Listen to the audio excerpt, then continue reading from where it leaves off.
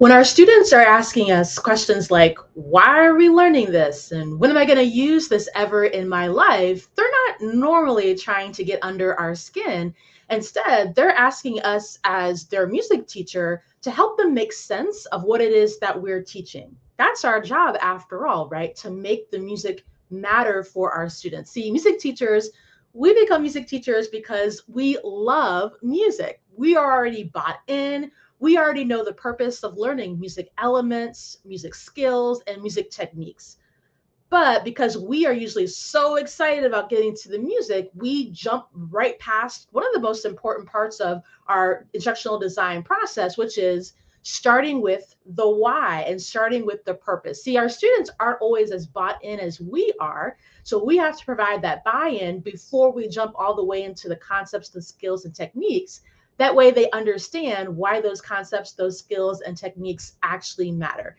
That's our job as music educators. And the more skillful you can be at designing your concert programs, your rehearsals, and your curriculum to explicitly give the why to students before you jump into the elements, the concepts, and the skill, the more engaged your students will be, meaning they're going to be able to get some more rigorous learning than without having that sense of engagement. So when we're designing our music curricula, our music concert programs, and also selecting these instructional strategies for how we're going to teach that curriculum, it's vitally important that what we're doing matters to our students and we give those explicit connections. And in tonight's session, session 4 of my series, Make Music Matter, Making Culturally Responsive Music Teaching the Norm and Not the Exception, we're going to dive deep into my framework for how we design real-world music curriculum and instruction that's designed for variability.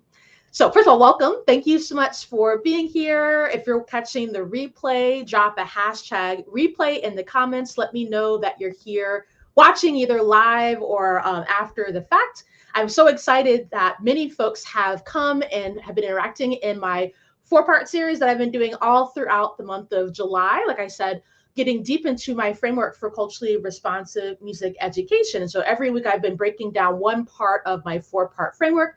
We started with week 1, where we got deep into how do we develop a mindset for equity in music education, which is the first step to even how do we get to culturally responsive teaching. First, we have to prepare the leader in the music classroom to have a lens and a mindset for thinking with equity in mind. The leader, by the way, is you, the music teacher.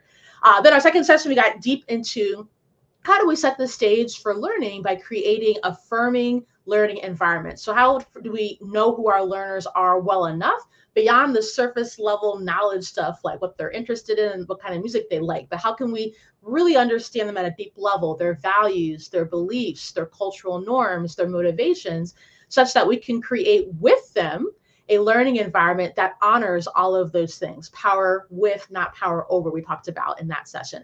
And then last week, we got deep into a repertoire and how do we select diverse repertoire for a culturally responsive music and teaching program, right? And if you've been with me for a while, you have heard me say, hey, Dr. Fia, thanks for coming on. If you've been with me for a while, you've heard me say many times, it's not about diversity, right? Simply diversifying repertoire is actually not culturally responsive. Diversity in repertoire is not what culturally responsive teaching is about. It's about leveraging the cultural frames of reference of your learners. That's their common values, their experiences, their knowledge, and working in partnership with them to design instruction that will be more relevant, right? So it's not about how diverse it is. And even in last week's session, I used a piece of music that I don't think anybody would say is diverse to further illustrate this point that it's not about the diversity of genre or culture of the music that we're selecting. It's really about how do you understand that piece of music such that you can tell the story of it in a way that will connect with your learners and lead them to the more rigorous learning. So learning more about the artistic process, learning about cultural proficiency so that they can understand people who are different from them, as well as being able to connect to those social political things. So if you have not caught any of those previous sessions, I highly, highly, highly engage you to go back. They're on all of the channels, wherever you're watching, all of them are still there. I haven't decided how long I'm going to leave all of these sessions up, but they're up for now, especially as I know everyone's getting back to school, getting things ready for the new year. This is a great time for some free PD, right? So every session is really going deep into each of those key components, key anchor standards, really for my framework. And as you get ready to get back to the school year, I wanted to get back a little bit, make sure that folks have a deeper understanding as you're wrapping your mind around this new school year. So in today's session, though, like I said, we're going to get into how do we design real world curriculum for our music programs, and also how do we design instruction that's already set up for variability. And I'll talk more about what that is in just a second. But first, let me make sure I introduce myself. I never want to assume that if you're hopping on with me that you've been with me before. And so in case this is your very first time, thank you for being here. Whether you're live or watching, my name is Ashley Cuthbertson. I use the pronouns she and her, and I'm a former pre-K through 12 music educator and adjunct professor located here in the DC metro area, and now the very, very proud founder and CEO of A. Cuthbertson Consulting. We're a national educational consulting firm that partners with schools, districts, and organizations all across the country, and now internationally, actually, to help their K-12 music and arts educators connect with their learners, create affirming learning environments, and design curriculum that is explicitly designed to adapt to the ever-evolving and diverse needs of today's learners. And so we do that through our 4 primary services, which are my speaking engagements. I speak quite often, kind of all over the place. I just finished a big virtual tour of all kinds of wonderful education conferences this summer. If you caught me at any of those, let me know in the comments. So much fun to connect with people literally all across the globe, because all 3 of those conferences were international. So speaking, our signature professional learning workshop series that we do for our partners, our new course, which actually today is the last day if you're looking at enrolling for the summer. I opened the course at the end of June, and we're closing it tonight at 11:59 p.m. Eastern Standard Time. So if you're interested in the course, make sure you jump into that.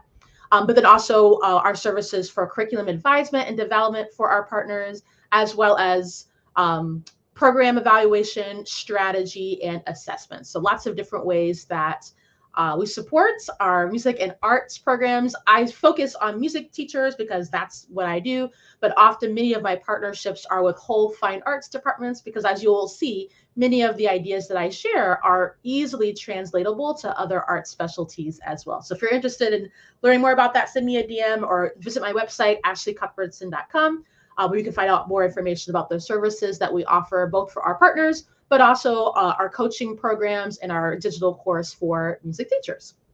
But today, we are here to talk about the 4th session in my series, Make Music Matter. No, Make Culturally Responsive. That's another series I did. Make Culturally Responsive Music Teaching the Norm and Not the Exception, all these different series.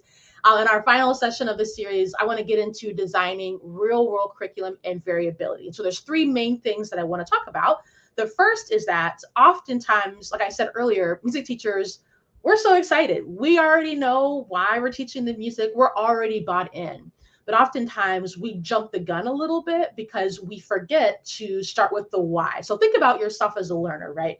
When you're interested in learning something new, or you have something that you're trying to figure out, often you're driven by some kind of purpose. Maybe there's a new skill that you're trying to learn because and maybe it's connected to a hobby. Maybe you're someone who likes to knit and you're trying to learn, I don't know, knitting, but you're trying to learn a new skill that has to do with knitting. And so you're learning more about it, right? You have a purpose.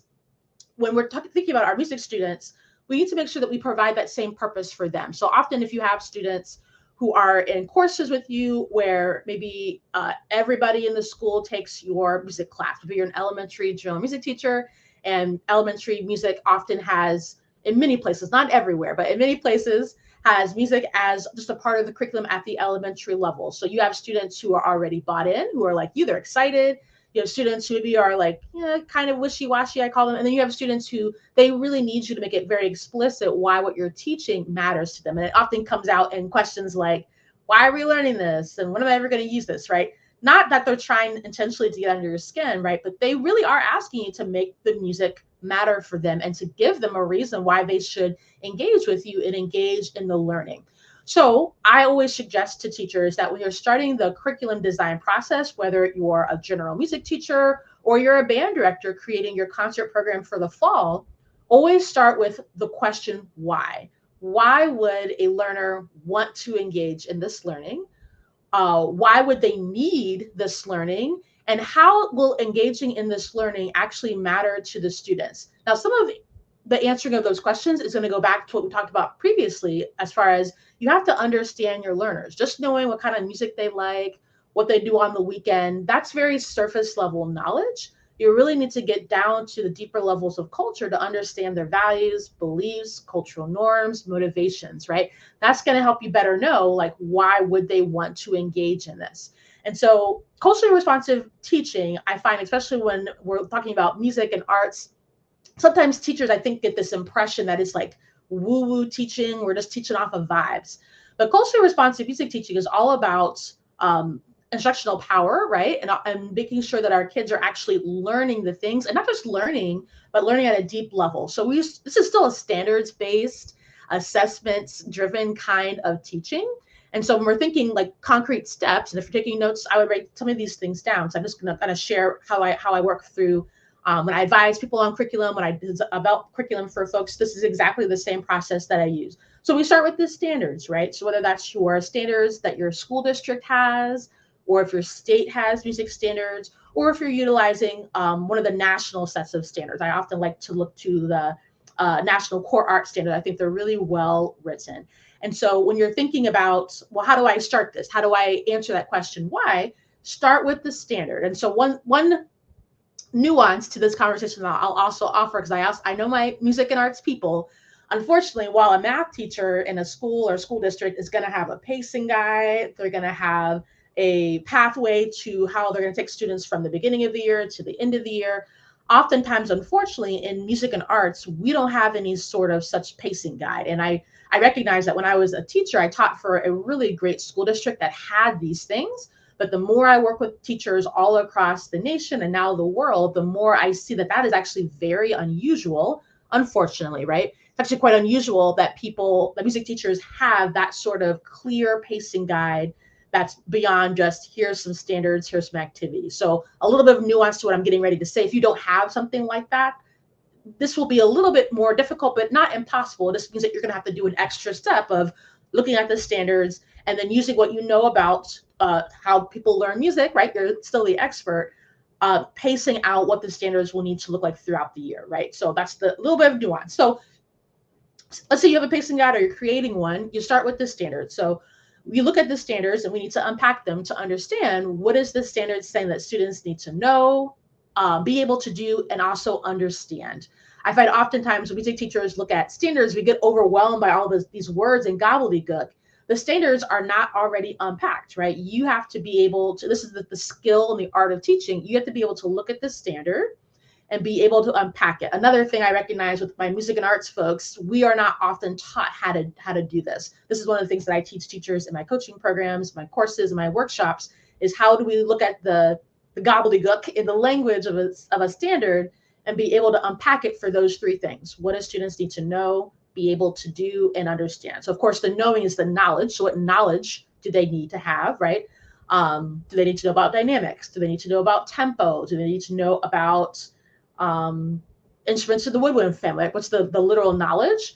The be able to do part is what kind of skills do they need? So do they need to be able to orally identify when they hear specific dynamics or tempo changes? Do they need to be able to orally identify instruments in the woodwind family by timbre? Like, what is the skill that they are developing?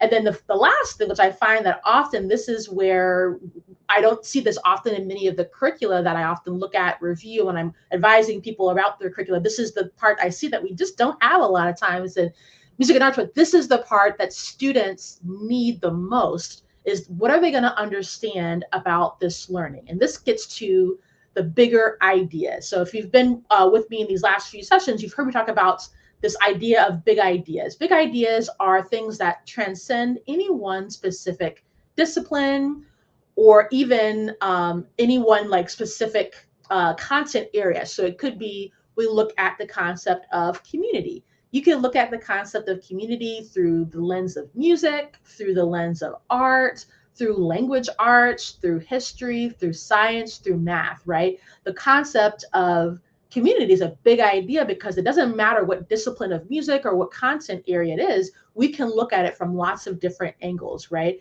And so often for our students, being able to answer those why questions that I posed a moment ago, it starts with us being able to hook into those bigger ideas. Because what I know about kids after 12 years in the classroom, and I think now we're getting close to 15 years in education, most kids just don't care about the music elements, the skills, and the techniques. I said it.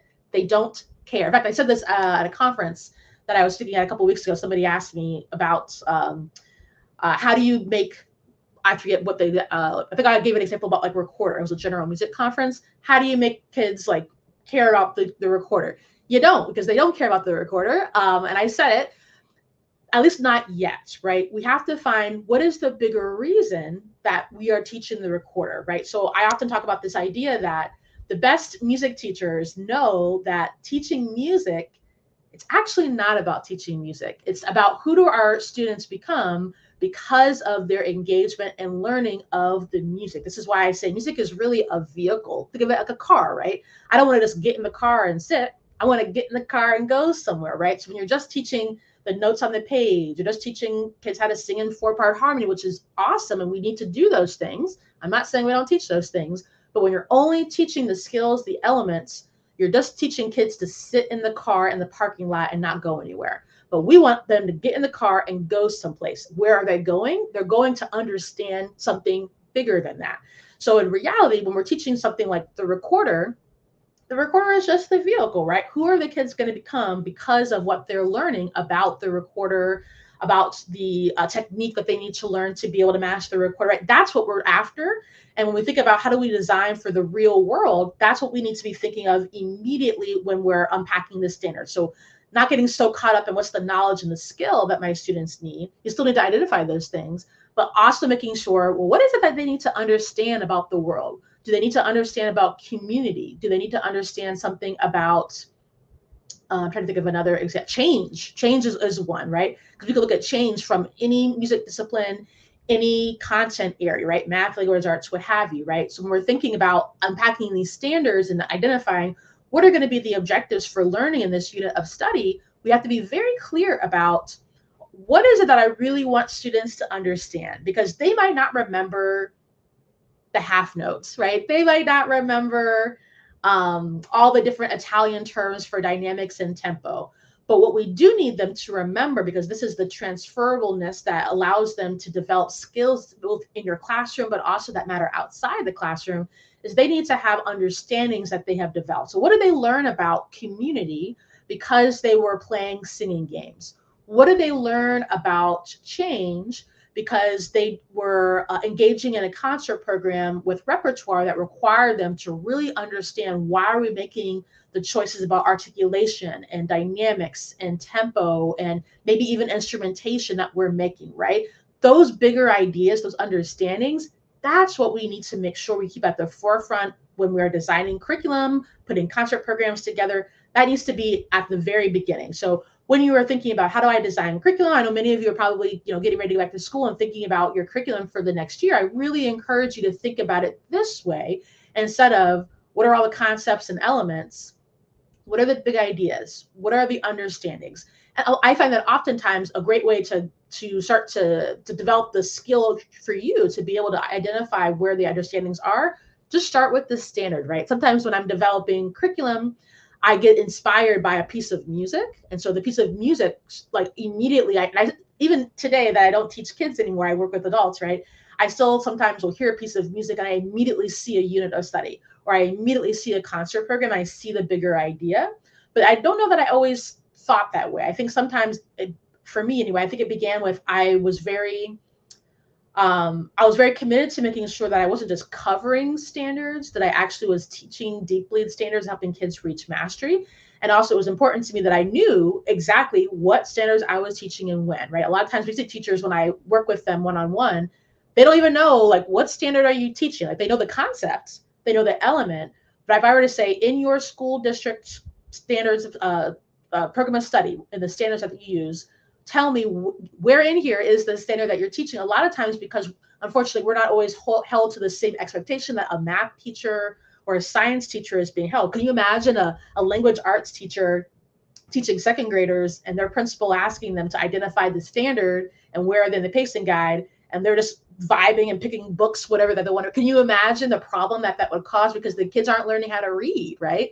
But for some reason in music and arts, we aren't always held to that same expectation, which sometimes it can be helpful, right? I know I don't like being micromanaged, and you probably don't either.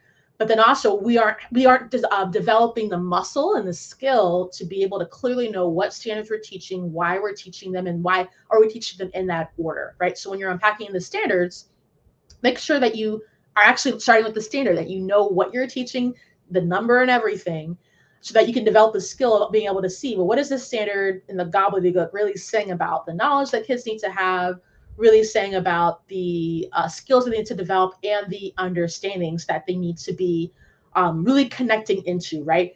And for kids who are asking the questions, especially if you teach, a compulsory course where everyone's taking it, because you're asking the questions, why are we doing this? Why, they need that understanding part. Now, if you're teaching like a elective course where maybe students are electing to be in the band or be in the orchestra, you might see a little bit less of that direct, blatant question of like, why are we doing this? But what you will often see is what I call the wishy-washy student, where these are my students who they were in my choirs it'd be 1 year, but not the next year. Some of that was due to not feeling a sense of belonging or feeling like choir was for them. But some of it also was they didn't quite understand how I was teaching the repertoire and the different things, how it really mattered for them. And I wasn't always making it explicit. And those students, they might not be as vocal about it, but they're thinking about it too, right? And then the kids who are not in your program, they're also considering those things when they're thinking about, do I want to join the orchestra? Do I want to join the band? Can I see myself? Can I see the purpose of what we are learning? So even though it might feel like, oh, well, nobody's asking me that question, Ashley, why do I need to bother with that? It's because you don't have kids who are invested enough to even ask that question, right? So consider both sides of it, whether you have compulsory courses or elective. All kids need to have a purpose for why they're learning, just like you need to have a purpose for why you're engaging in something. And it's our job to make those things explicit. So if you're just hopping in, I saw a couple of people just join in. Hey, thanks for joining me. I see Catherine, thanks for coming on. This is session 4 of my 4-part series, Making Culturally Responsive Music Education the Norm and Not the Exception. And today we're jumping into designing real-world music curriculum and instruction for variability. And so I was just talking about how the first step is we need to make sure that we can clearly answer the question why, and look at the music standards and really unpack them so we can understand what knowledge students need to gain, what skills, and then also like what's the bigger understanding. And so as we're looking at the standards and we're developing all that information, we also need to make sure that we're then developing learning tasks that are connected to the real world. This is what I mean when I say there needs to be like real world context to everything we're teaching. So I'll use the recorder example again. Why are you teaching the recorder? What is a real world situation in which a person would need to know the recorder? The reality is there's not a whole lot of real world situations where somebody needs to know how to play the recorder, unless you are a professional recorder player, which actually exists if you did not know that. But unless you are a professional recorder player, you probably don't really need to know that. But again, it's not about the recorder. It's not about the small skills concept. It's very small thinking. You got to think bigger, right? It's who do our students become because of this? And how we can support that is that we can explicitly create learning tasks. Once we know the knowledge, the skills, and the bigger understandings, right? The big idea, we create explicit learning tasks that are related to real world instances of how people engage in this. So last week I gave the example of hot cross buns, not a very culturally diverse piece, right? I don't think anybody would argue with me in that. But when we look at the story of hot cross buns, which we talked about last week, and then we look at, well, what is a real world relevant connection? Well, people don't necessarily stand on the street yelling out about hot cross buns anymore, but we have jingles, right? Jingles and music specifically is a very important part of all these big ad campaigns, right? Think McDonald's, I'm blanking out, but music jingles, right? Everybody has a tune or a melody, an earworm, right? A very important part of how we convince people to buy, right?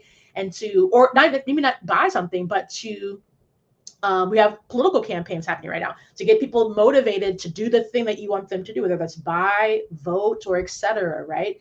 And so when we think about hot cross buns, we see that hot cross buns is not just about playing the recorder or learning how to finger on your flute, the beginning method book exercise that we often see. Really, hot cross buns is a form of marketing. Today we call them jingles, right?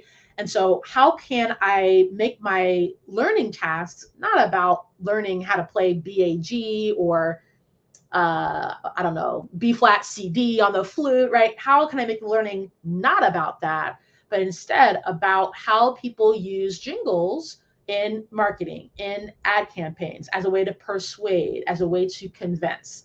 That's a real world relevant context for every student, because we're all having to deal with marketing all the time, right? Emails, social media, etc., ads on TV, ads on Hulu, right? Like everybody is bombarded with ads, and our students and our even our young kids are not exempt from that. So we don't make it about the recorder, we don't make it about the fingerings on the flute, we make it about the real world reason why somebody would engage in that. Now, of course, in a unit of study, we wouldn't just teach one song, right? There'd be other jingles, other pieces of repertoire that still contribute to that bigger idea of the marketing piece. But again, we don't make it about the recorder and the notes. That's very small thinking. It's the bigger idea, how people persuasion, right? That's really the bigger idea. That's really what marketing is. How can I persuade somebody to do the thing I want them to do? That's the bigger idea. That's the real world relevant context. So when we unpack our standards to see the knowledge, the skills, the understandings, then we also have to then connect it to learning activities that are actually happening in the real world. And not everybody that interacts with music in the real world is a professional musician, right? Lots of people, everybody interacts with music in some form every day. I would like put money, I'm not a gambling person, but I put money down that you interact with music in some way every day, even if it's just scrolling through social media and like the little clips, right? Or you're driving in your car, you're probably not driving with the radio off, right? Even a podcast, if you're listening to a podcast, maybe there's some beginning roll music at the beginning, right? Some intro music. And so, how can we find these real world contexts of how people actually interact with music and design our learning tasks and our curriculum around that versus just the small discrete skills? Because again, our students need for us to make explicitly clear why what we're teaching matters for them. That's how we start with engagement. That's how we hook them in. And if we skip that and go right to, okay, we're learning the BAG, we're learning, dynamics, we have missed the engagement part, right? And we know, of course, learning can't happen without engagement. So we have to start with, how can I have a real world relevant reason why they need to learn the knowledge, the concepts, the skills, and this bigger understanding? What is the real world reason of how we do that?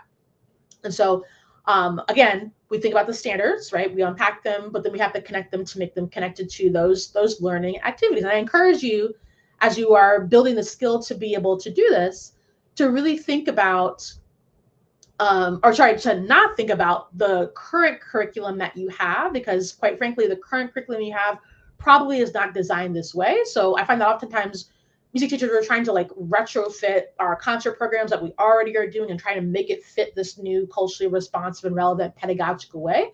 I actually encourage you not to do that. Just start with the standard and start putting it through these different frameworks I've been teaching you over these 4 sessions. Because I'm not a gambling person, but I've yet to see a music curriculum either for method books for beginning instrumental students, or a general music curriculum. I've yet to see a curriculum that was intentionally designed with the culturally responsive and relevant principles in mind. So if you're trying to take your current curriculum and put it through this framework, you are going to be frustrated. Instead, just start with the standard, right? Walk it through these frameworks that I have a track record of success with now hundreds of teachers that have found that this works in every kind of community with every kind of student. Start there. Don't think about how can I make my curriculum work, right? Now, I also recognize that I'm saying that, but also you are also realizing, well, but Ashley, does that mean I have to like kind of redo my curriculum? Yes, it does mean that. And that's okay. You start from where you are. Maybe you don't start, if you're a high school director that has multiple ensembles, maybe you don't do this with every ensemble. Pick one ensemble that you start with one course for the year that you go all in and really working on your mindset, really working on developing this kind of learning environment that can hold this kind of teaching and learning, really work on selecting repertoire through the culturally responsive lens that I talked about last week, and then doing the things I'm going to teach you about tonight, right? So don't try to do it for everything all at once. That's not reasonable to expect that from anybody. But start small and start where you are. So that's the first point I want to make. We got to start with unpacking the standards so we can see the knowledge, skills, and the big idea. But then more importantly, how we can connect it to a real world relevant context that people actually do so that we can then have a reason for why we need to learn that piece of knowledge, why we need to learn about dynamics, why we need to learn those skills, right? The kids need a reason for the small things, so we give them a bigger idea to be able to do that. Awesome. So that's the first thing I want to talk about. And then the next thing is, right, so as you're unpacking the standards, you're thinking about what kind of learning activities are going to make sense. Then we have to do the thing that I know music teachers don't like to do, but are like the most positioned to be able to do. We actually have to create units of study. We have to stop planning rehearsal to rehearsal and lesson to lesson, right? It drives me a little bit crazy. I love y'all, but it drives me a little bit crazy that teachers are always looking for a lesson, a lesson, a lesson. You don't want a lesson. That's why you feel like you're constantly trying to like tread water. You don't want a lesson. You need a unit of study. This kind of deeper or more rigorous teaching and learning can't happen in one lesson over 2 class periods. This is learning that you roll out over a quarter or a whole month or however long, if you see your students 7 or 8 times in a couple of weeks, right? This is long-term learning, which means you need to have a unit plan. Yes, you need a unit plan, even if you are an ensemble teacher that has a band or choir or orchestra or other kind of ensembles. You need to have a unit plan for your concert cycle. And so and I say we're well positioned for this, but we don't do it because music teachers, we're amazing at putting together trips for our students, taking our students to adjudication or festival, right? We would never, just like the day before we have to go to take our kids on a trip, we would never like all of a sudden be passing out the permission forms, be like figuring out the itinerary, trying to find a bus driver. Like we would never do that at the last second. But for whatever reason, we do that. I see what music teachers, we do that when we are planning our lessons. We wait till the morning of, it's Tuesday morning. What am I going to teach today? Or oftentimes when I am at conferences, I hear teachers say this all the time. I want Monday ready lessons. If you've heard that too. You don't want Monday ready lessons because what happens after Monday? Then what do you do Tuesday and Wednesday and Thursday and going on and forth? You need units of study because exploring the big ideas and getting to the understanding that I talked about before does not happen in a single 1-hour rehearsal with your band or 30-minute general music lesson with your first graders, right? It happens over time. So just like you would not all of a sudden the day before you go on a band trip, put everything together, you have to have a whole process, I'm sure, that you put together to plan things weeks, months, even years ahead of time. We need to treat our curriculum and instruction the same way. So we need to just plan backwards, right? So what's the ultimate goal of learning for this particular concert? Let's use like an ensemble as an example. So we're doing a concert in December. Right now it's the end of July. Some of you are probably already thinking like what's going to happen this fall and this winter. So this is actually good timing, right? What is the goal for your concert? And the goal cannot be I need kids to play a concert because again, some kids, they're already bought in. They're excited. They just want to play, right? I was that kind of student. But we want to make sure that we are creating instruction and curriculum for all kinds of learners. And many of our learners are not already bought in. We need to do the work of getting them bought in. So just saying, well, we just need to have a concert is not going to provide buy-in for our students who are already wondering, why should I even be in the band in the first place? And then we lose them, right? It's really difficult to retain students when they're not bought in, right? That's if you've ever been in a situation where you feel like you're constantly having to recruit to keep your job, right? To make sure that you have your to make sure you have your numbers so that you can have your job, from year to year. This is because you maybe don't have the kind of buy-in that your students need for you to provide. So we plan backwards, right? What is the ultimate goal for learning for the particular unit of study that you're doing or the concert program? We'll stick with that idea. not we need to have a concert. That's not a goal. Is your goal that your students are exploring the idea of change, exploring the idea of community, and then there's different knowledge and skills, right? That's going to go along with it. What will success look like? Get really clear about what those things are. That's going to help you to design your learning objectives for your unit. It's also going to help you know what kind of assessment is going to be required. Let's talk about assessment. I love us music teachers. I often find when I ask teachers, tell me about your lesson plan, or tell me about, what are your goals for this, this particular rehearsal. And I'll ask them, what standards are you working with? What's your assessment? And music teachers love to say things like, well, I'm assessing all the time. I'm having to listen to everybody and making adjustments in the moment. No, you're not. There's absolutely no way, especially if you have an ensemble of like 50 kids, there's no way that you can accurately assess the understanding of all 50 individual students in your band. There is no way that you are doing that just by listening and observing. Now, are you getting good, like informal feedback? Yes. But that's not true assessment, right? Authentic assessment is going to allow you to use what is already happening in, let me fix this. I like knocked the camera. And now I'm like looking at myself crooked. Okay. Authentic assessment is going to allow you to still use the real ways that we are engaging in music to assess your students without you having to do things like that feel unauthentic, right? Like, I don't know that quizzes are always the best way to ascertain how well a student can perform at various dynamic levels, right? Like a quiz will not help to do that. They need to perform to do that, which would be more authentic, but you need to be clear, right? So when you're thinking about, well, what will my unit of study for my concert cycle for the winter look like? Maybe you got 5 pieces. All 5 pieces should have related goals to get you to the ultimate goal, right? What's the ultimate big idea that you're exploring? What are the ultimate pieces of knowledge and skills, right? All of those pieces should be contributing to that. It shouldn't be 5 random pieces that are doing 5 different things. We need to be a little more creative, right? How can those 5 pieces reinforce the same ideas, maybe just in different ways? Doesn't mean that it needs to be a theme, because I don't know that themes are always helpful, but they do need, because they could be all 5 different genres of music, right? If the goal is to explore community or change, again, that's not dependent on any one music discipline or any one content area. So it could be all kinds of different genres. But how are those pieces reinforcing those things? And then what are your actual objectives for learning? So you go back to what was the knowledge, understanding, and skills that I unpacked, the bigger understandings. And then what are all the objectives that I need for my students to be able to do to reach the ultimate goal for what this is?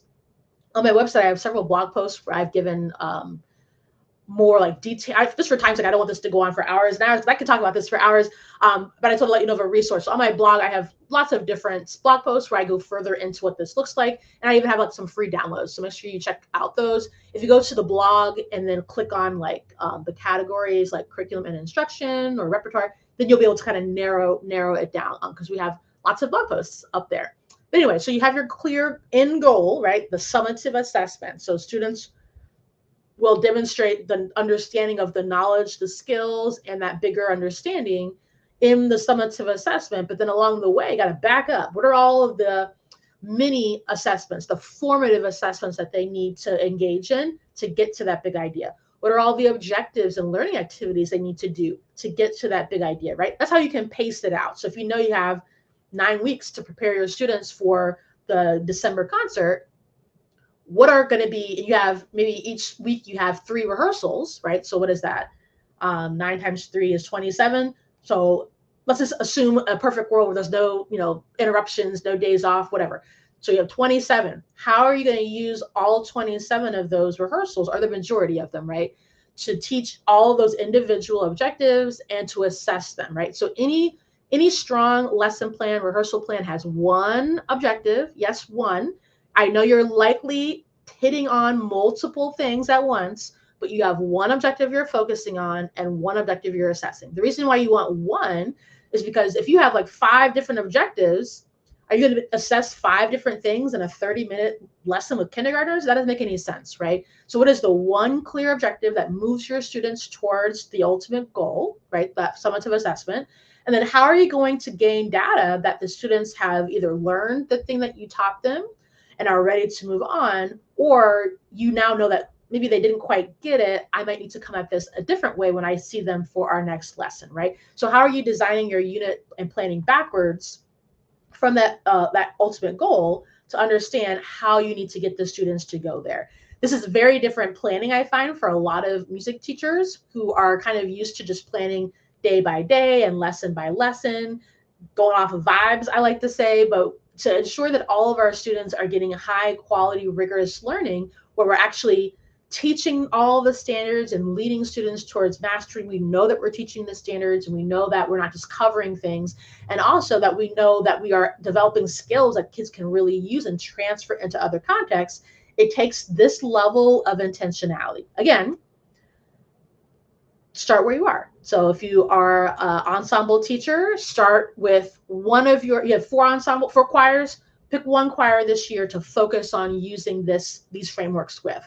I would not do it with all of them unless you have the time and you're like really committed to doing it, but pick one, right? And start there. And as you develop the skill, next year you add two, and so on and so forth, right? But if we're going to say that we are designing high quality, culturally responsive and relevant curriculum, this is what we need to start doing, right? How can we, as a music education field, stop this one-off lessons and I'm just trying to be ready for tomorrow, and really have well thought out and well intentionally planned units of study that lead our kids to this deeper kind of learning and understanding. It takes intentionality. It does take time. But good news, that's what I do, right? So reach out to me if I can support you in that curriculum development piece. All right, so today is our final session. For those of you that are just up here, I see people kind of coming in and out. Our last session of our series, Make Culturally Responsive Music. I'm laughing at myself because now I'm thinking of the other series.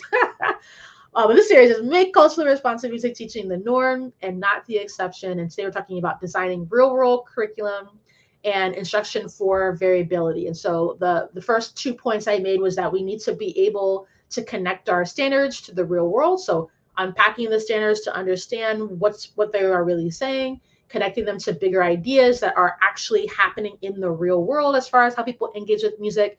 We need to design units of study, not one-off lessons. And then finally, I want to talk about variability. So when I was teaching in the classroom pretty early on in my career, differentiation was a big buzzword in education. I feel much bigger than I hear the word differentiation being used now. And in my own classroom, I discovered the need for differentiation when I was teaching, and like students were having a great time, everybody's smiling, and it looks like everybody's getting it. Because I was assessing by just listening, right? I was like, oh, I'm assessing everybody. I hear what's going on, everything's great. But then the same thing kept happening where I would teaching general music or in choir at the elementary level. So I would get to my choir, we've been learning the parts separately, and now we're ready to put them together. And even though separately they were doing great, even maybe, they were able to hold on to their part if I sang the other part or vice versa. But now when I split the choir in two and it's time for them to like perform do the piece, they're like really having a hard time. And this like kept happening over and over again. In my general music classes, a similar thing would happen where I get to the end of a 4-lesson unit, and everything's been going great. I get to the final assessment, and like most of my students are bombing the assessment. And what I realized was, first of all, I wasn't really assessing because I was listening to everybody and it seems great, right? So I wasn't really assessing intentionally, and I did not have data on how individual students were moving towards mastery. And I also was kind of teaching to the average learner, what I thought average would be, which of course is not true. There's no such thing as an average learner or a normal learner, right? We all have different needs. And so what I realized as this like phenomena kept happening, because obviously it's something that I'm doing in my teaching that I need to figure out, because the common denominator here is me, right? I'm teaching all these classes, and my students, while they're having, they're enjoying music class, something is not working. I had to figure out like what's going on. What I realized was that I wasn't providing any sort of differentiation. I was teaching like everybody was the same and everybody needed the same stuff. But what I realized is we're all special learners. We're all special learners, and we'll all need, depending upon what we're learning and what we're engaging in, we need some level of modifications, accommodations, options, and choices, right? But I wasn't really doing that. And so when I really embraced the idea that we're all special learners, it led me to really understanding at a deep level differentiation. And so for many years, that's actually what I trained other music teachers on. And what I was known for many years was how to, with fidelity, implement differentiation in the music classroom. Because differentiation isn't just about having different options. There's actual framework there. So that's what I taught for many years. Music teachers, I did lots of speaking engagements, all on that. And then I changed schools. I went from a school where I had a lot of support for what I was doing. I had a more manageable, I still had like 400 kids I was teaching, but I had a more manageable load, I think, partially because I was there for so long. I taught many years there. And then I went to a new school. And, if even having, I think by that point I had been teaching like 10 years, right? So I was not a brand new teacher, but I was brand new to that school. I also was in a whole different part of my school district. So I had to learn, like, what is it even like in the neighborhoods here, right? So I had to learn all of that. Differentiation, I found, what did not work. And the reason why it didn't work was because I had 400 students. Differentiation is very much a teacher-centered approach, because the onus is all on the teacher to provide all of these different, to gather the data you need to provide all these different things, right? And so what I came to then was, I need to not worry about differentiation. It's feeling very impossible to manage all of this for 400 kids when I don't have the same level of support as I had at the previous school. And also all these other things on my plate, right? Learning about the community, learning about the kids, learning about the parents, learning about my colleagues, all these other things, right? Outside of just the teaching with the kids. Like, differentiation was just not realistic. And I kind of had whispers of this, because I would go sometimes and I would do PD, and teachers would say to me, well, Ashley, like, how am I supposed to do this? I have 500 kids and I only see them once a week. And I would always tell teachers, well, I figured it out. Here's how I did it. You can do it too. But what I really wasn't acknowledging was that I had a different level of support for what I was doing in my classroom. I also didn't only see kids once a week. I often saw them 2, even 3 times a week. So it allowed me more space within the lessons to gather the data, to do some of the, like, figuring out of groups of students in the lesson, and then I went to a school where everything was different, right? And so what I realized then was that I need to not differentiate on the back end. I need to provide for variability on the front end when I design. So that really brought me to universal design for learning. And so now I don't recommend focusing on differentiation as a music teacher who has hundreds of kids. You got to focus on universal design for learning. And I won't go all the way into what UDL is, but UDL, really, you are working to support kids to become expert learners, where they know themselves best and they are learning how to be learners, basically. So you, as the teacher, provide basically a menu, lots of different ways to, hey, Angelica, lots of different ways for them to engage and learn. That's your job. And then your job is then to facilitate and guide them to be able to make the choices that are going to lead to them making, reaching their goals, right? So how can you have multiple options for how kids will engage with learning, sustain their attention, get hooked in?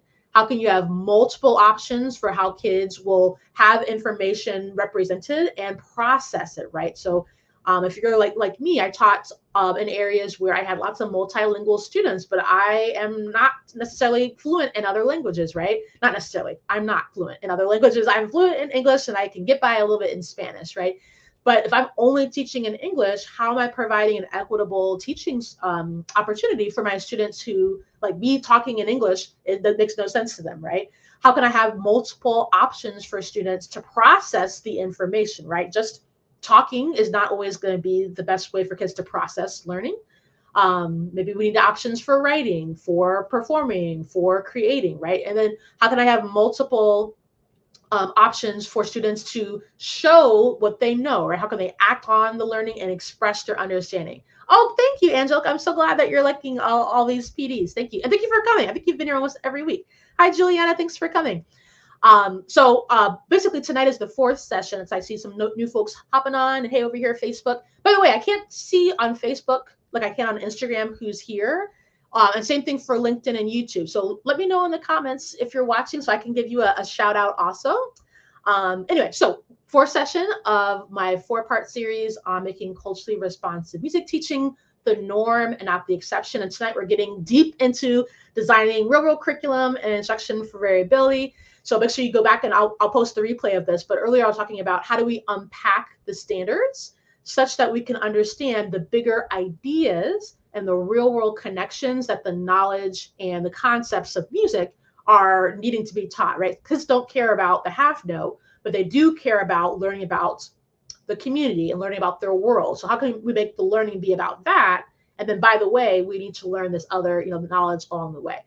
Then I got into the unit planning process and how we need to make sure that we're planning for units of study. Even if you are a non-teacher, you're planning for your concert cycle instead of planning these one-off lessons and rehearsals, which does not provide space for students to get deep when you're constantly changing to something new every lesson.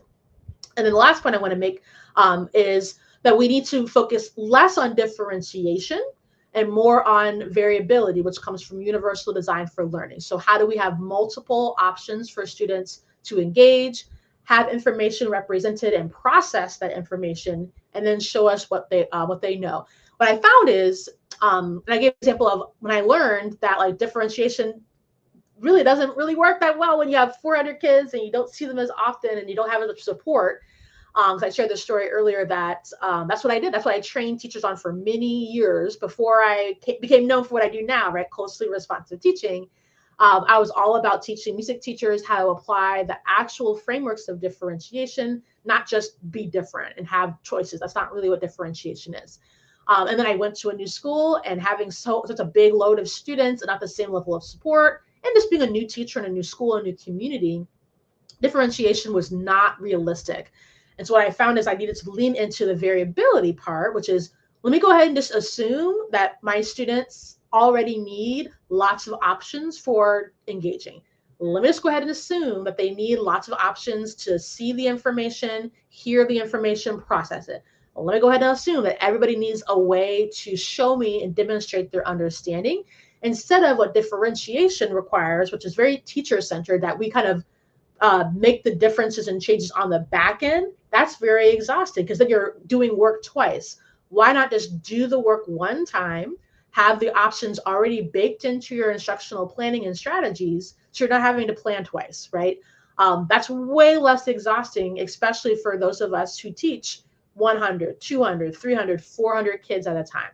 And then the other byproduct of utilizing variability and universal design instead of differentiation is that now you're teaching kids how to manage their own learning and how to really be expert learners.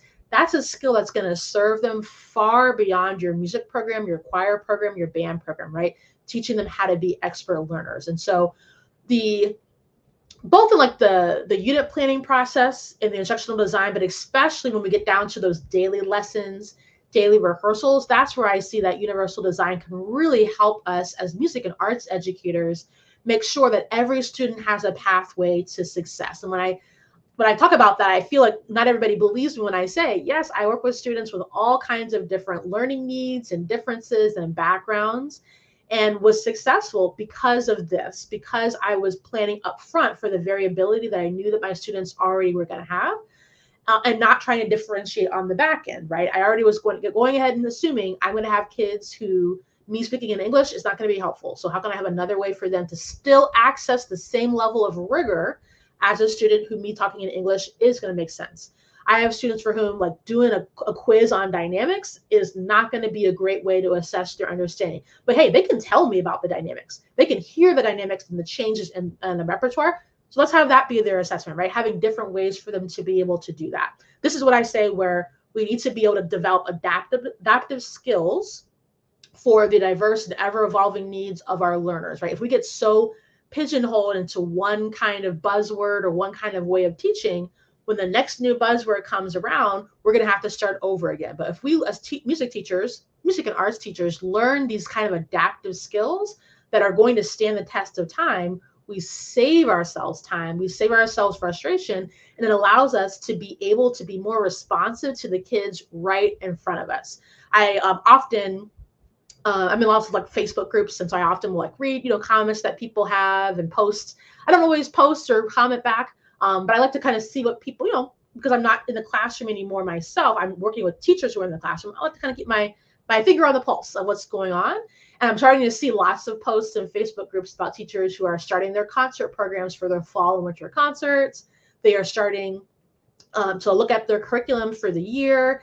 And I see lots of people, talking about, well, I did this program, a few years ago. Now I'm just tweaking it. Or, this is I created my whole curriculum for the whole year. I have all my lessons planned. And I can't help but feel, feel a little bad for that teacher, because they're actually setting themselves up for, I don't want to say failure, but they're not setting themselves up for success, because they've created this whole, a whole year's worth of lessons, but you haven't actually started to work with your kids yet. You haven't really developed the learning environment with them yet, right? And so I question, how can your instruction really be responsive and relevant to those kids, even if you've been at your school for many, many years? I taught elementary school for most of the time I was in the classroom. And I know a child who was with me in fourth grade, sometimes something happens in the summer, they come in fifth grade, they have whole new interests, they have whole new motivations, right?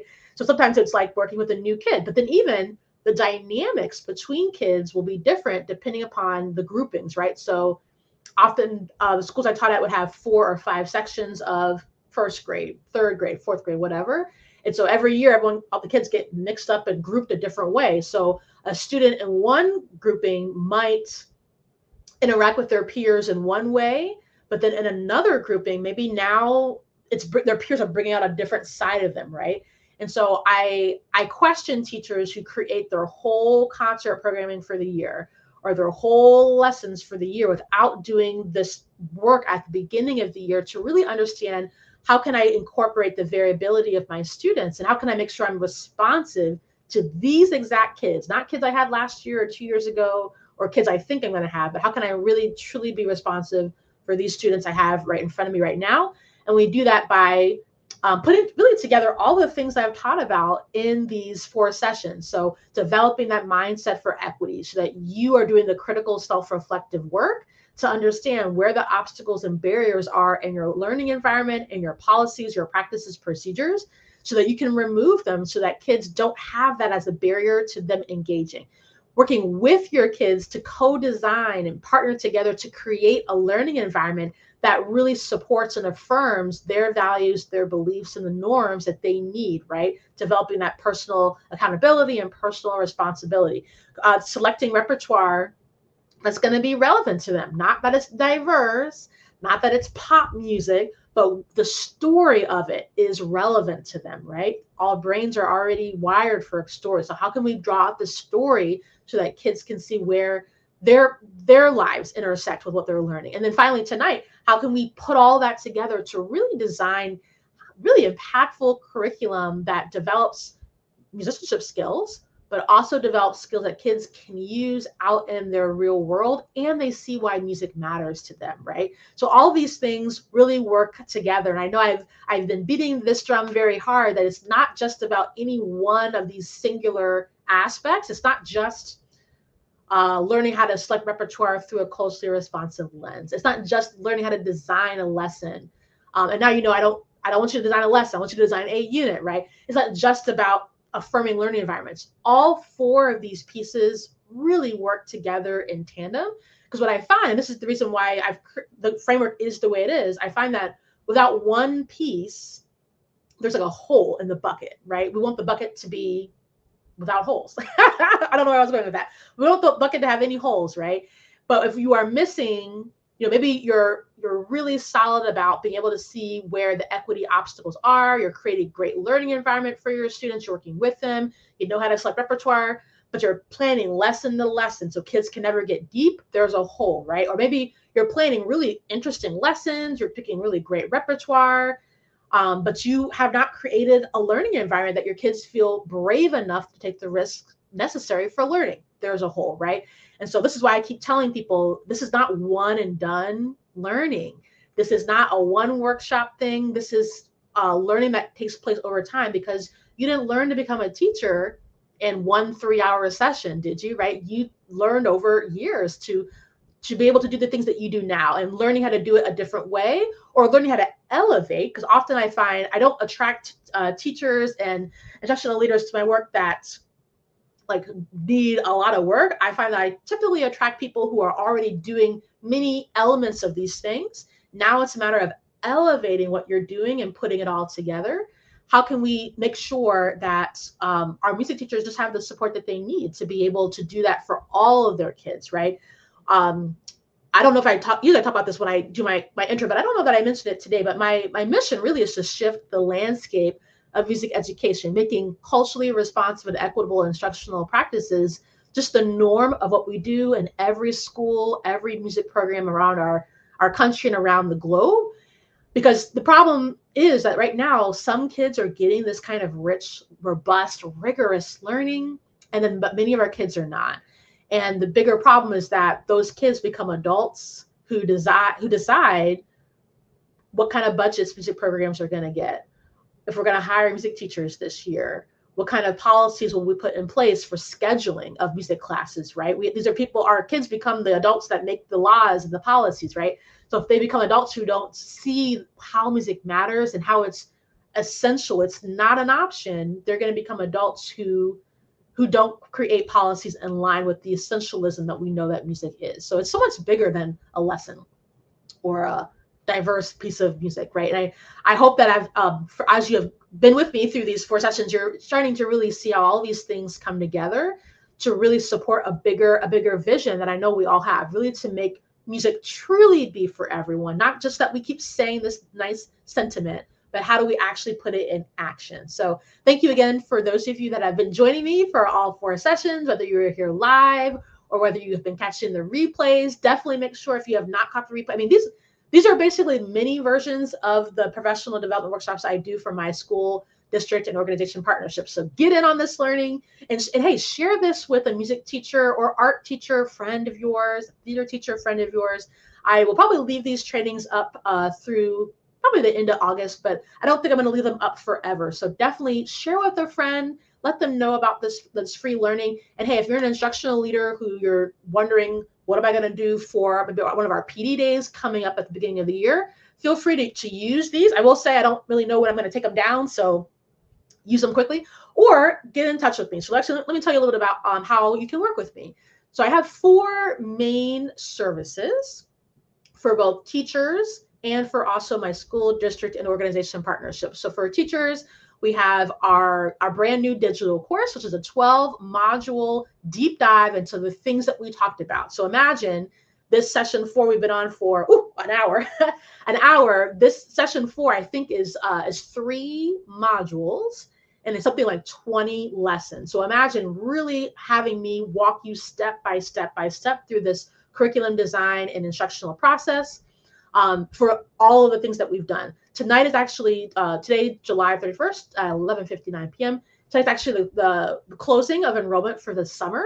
I've had a few questions about when will enrollment open up again. The answer is I'm not sure. We have some very exciting new releases that I am literally bursting that I'm not going to tell you now because it's not yet to announce, but I'm so excited for something very big that I've been working on for a long time. Some of you might know what I'm talking about, but to make room for the new releases, I'm not going to probably open enrollment again to the digital course until the top of 2025 at the absolute soonest. I mean, I might change my mind, but probably not because of the other things that my team and I are working on and that we're releasing. So if you're interested in that, you have a few more hours to get into the course. The course is all 12 of the modules. It's self-paced, but also we have monthly coaching calls and then some other goodies that I give to my teachers as well, because I want to see my teachers win, right? Teachers who invest in themselves through these programs. I'm committed to your success. So I'm always adding more things to make it be more successful for you. So right now we do our next monthly coaching call, I think is actually the next week or the week after. So if you get in tonight, you'll be on that next call. Those courses are also available for my instructional leader friends who want to purchase them for your teachers. So you're welcome also to let me know. I can send you a invoice or send me a purchase order. I'll send you an invoice for purchasing the modules for your teachers. It's available for the full course, or if you want to focus on one aspect of the course, that's an option as well. For my teachers, I also do one-on-one instructional coaching. Those packages start at a minimum of 90 days of us together, really working hard on your personalized goals.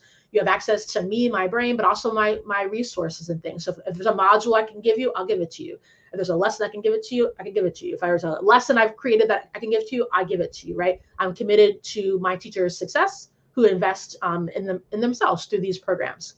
Those instructional coaching programs are also available for my instructional leader friends. If you have a teacher at your school that could use more personalized music instructional support or art support, or if you have a small group of teachers that could use this kind of support, I do also have group coaching packages. We of course have our professional development workshop series. Those are our signature offerings. That's what I do most of the time is our workshop series. We have 4 workshop series. Each are on these big 4 ideas. So we have a 3-part series on designing real world curriculum and instruction, and then each of the other things as well. Let me know if you're interested in that. I am booking now for next year. I do suggest that the fall is a perfect time to get started with that, because I don't suggest doing like one workshop this year and then the other 2 the next school year, because teachers change schools. So I recommend it's in one school year. So the fall is a perfect time to get started. So let me know so I can get you on my calendar. We can talk about it. Speaking, I'm always available for keynote speaking, conference breakouts. So if you've got an event coming up, let me know. I'd love to speak at your conference. Or if you have like a back to school event with your music teachers, your fine arts department, I would love to come speak to your teachers. That is the only way to work with me on a one-off. I don't do one-off PD because, again, this is not learning you do in one 3-hour session. So the only like one-offs that I do are my speaking engagements. Although the best way to do it is I come speak and then we do, the course or a workshop series. So let me know if you have a concert coming up or a concert. Let me know if you have an event coming up and would like a wonderful speaker to come. I have highly, highly rated. People always love my talks, virtual and in person. In person's always better. I also have my curriculum advisement and development services. So if tonight's session, you're like, yeah, I would really love to know more about that. I work with teachers one-on-one, but I also work with school districts and organizations that are needing advisement on how do you create culturally relevant music and arts curriculum, or if you want me to create a curriculum for you, I do have done for you curriculum development. And then finally, I do have my retainer services. Those are things like strategic planning, program evaluation, or if you just need support, a thought partner to talk about something, I also have those as well. So all of that is available to you, whether you're a teacher or if you're an instructional leader trying to get this work to your teachers.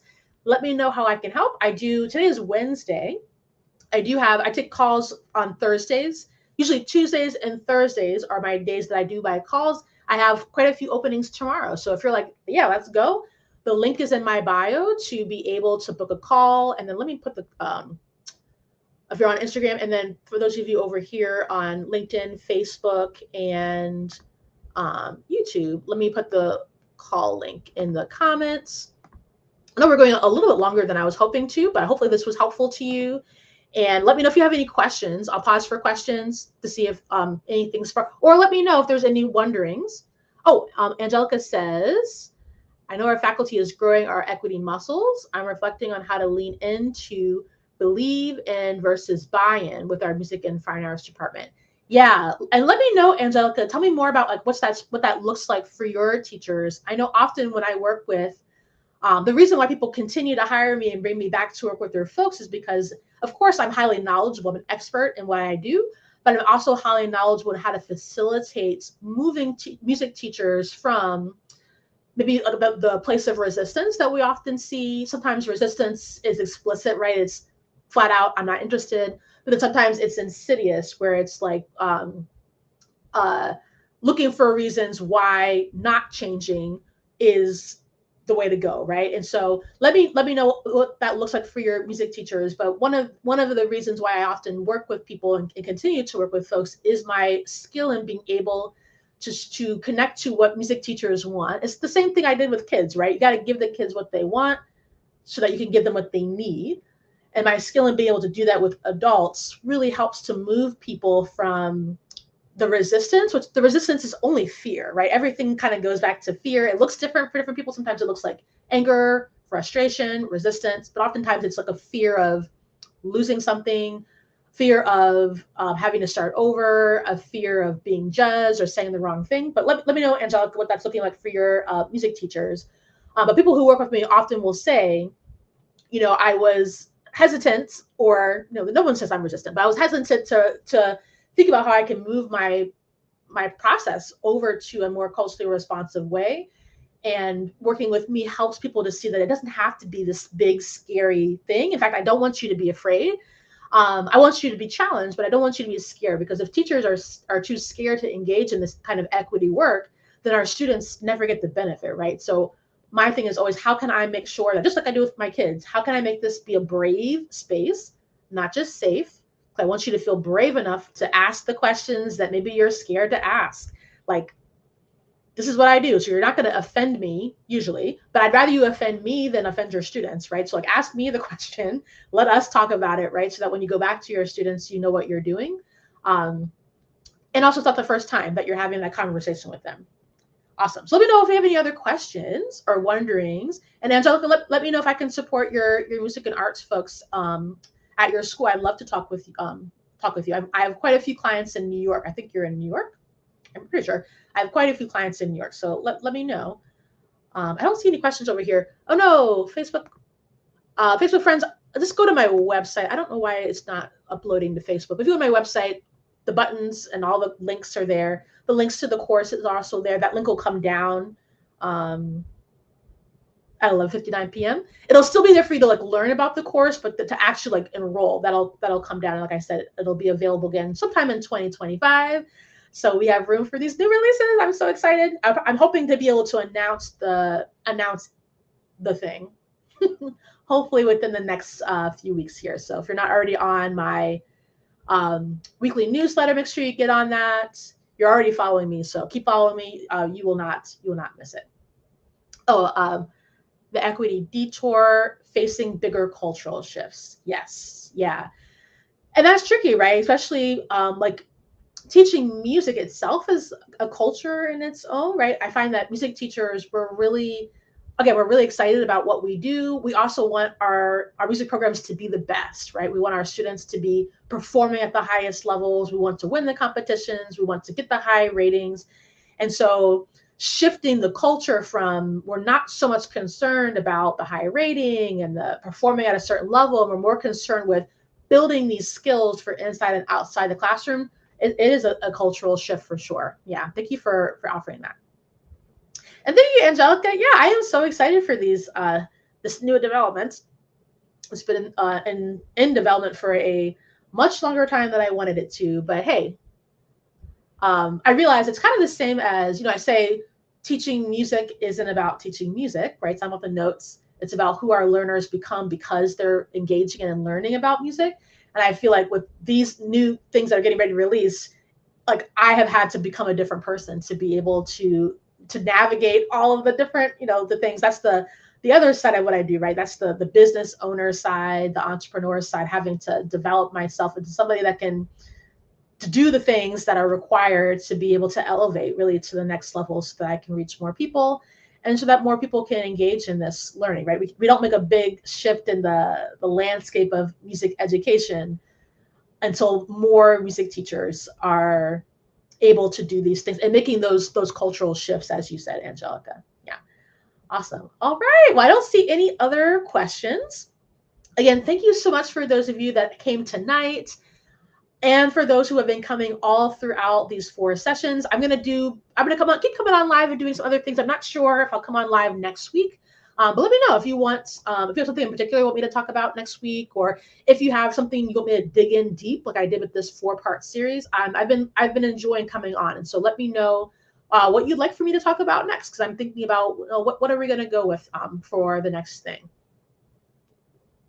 Yes, building the skills, but making sure also that we know we have the capacity to hold the leadership. Yeah, I feel you on that.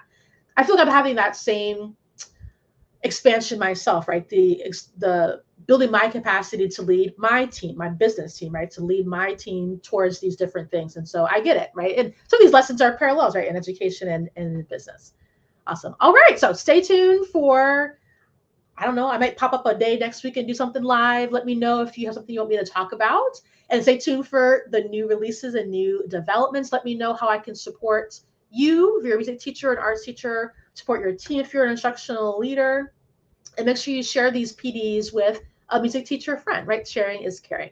Have a wonderful rest of your evening, and I will see you again on the next live session.